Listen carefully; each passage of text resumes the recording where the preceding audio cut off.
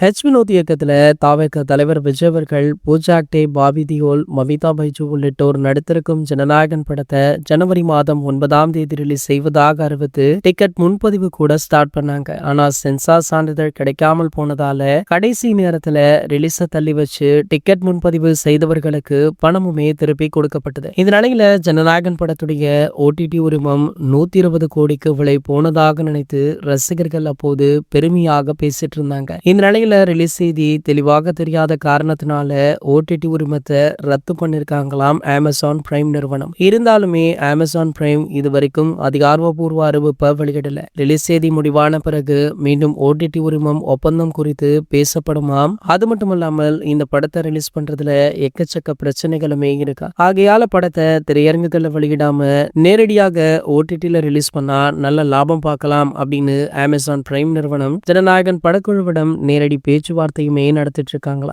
நேரடியாக இந்த படத்தை ஓடிடில ரிலீஸ் பண்ண படக்குழு ஒப்பந்தம் பண்ணா கிட்டத்தட்ட 700 இருந்து 800 கோடி வரை கேட்க இருக்காங்களா. காரணம், இந்த படம் திரையரங்குகள்ல ரிலீஸ் ஆனா கண்டிப்பாக அதனை விட அதிகமாகவே வசூல் செய்யும். படத்திற்கு பல பிரச்சனைகள் இருக்கு அப்படின்றதுனால ஓடிடில ரிலீஸ் ஆக வாய்ப்பு இருக்கா. சோ கண்டிப்பாக இந்த படம் ஓடிடில ரிலீஸ் ஆனா எலெக்ஷனுக்கு முன்பாக வெளியாகும். அப்படி திரையரங்குகள்ல தான் ரிலீஸ் பண்ணுவேன் அப்படின்னு படக்குழு உறுதியாக இருந்தா தமிழக எலெக்ஷனுக்கு பின்பாகத்தான் இந்த படம் ரிலீஸ் ஆகும் அப்படின்னு சொல்லப்படுது. இது போன்ற செய்திகளை பத்தி நீங்க உடனே தெரிஞ்சுக்க நம்மளுடைய சேனலை மறக்காம சப்ஸ்கிரைப் பண்ணிக்கோங்க.